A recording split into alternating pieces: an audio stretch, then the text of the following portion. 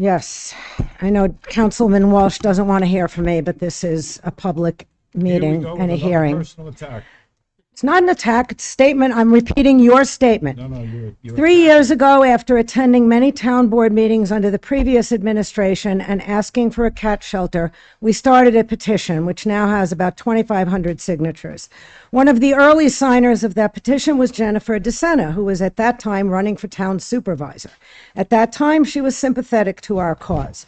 But since being elected to office in November 21, Supervisor DeSena has been completely unresponsive to our requests for help and to a request for a meeting with her.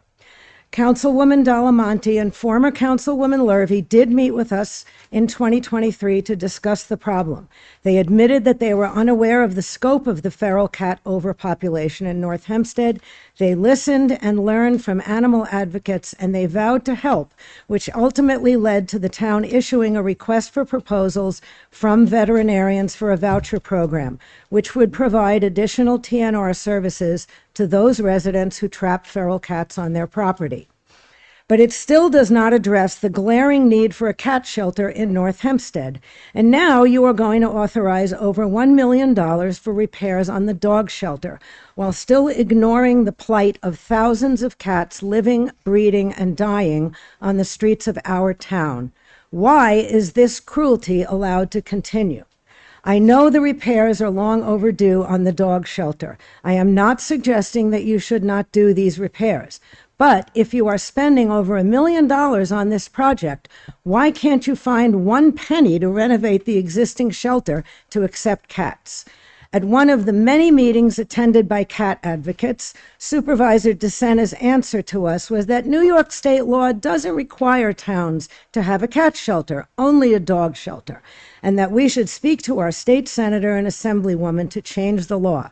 The utter coldness of this response is sad and shocking to me. Yet, some of us have been lobbying Senator Martins and Assemblywoman Saliti to do just that, but it will take time. Meanwhile, the situation remains the same for cats in North Hempstead. There is nowhere to bring a friendly stray, nowhere to bring a feral cat for TNR.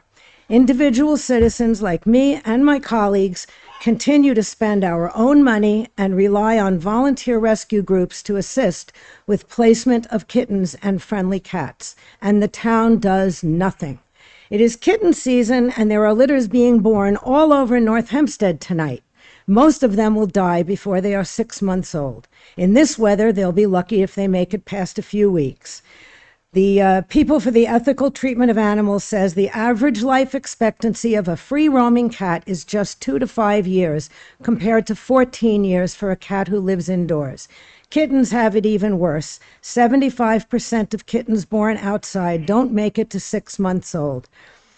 I've got news for you. Cats are not Democrats or Republicans. The people advocating on their behalf are members of both parties. This is not a political issue.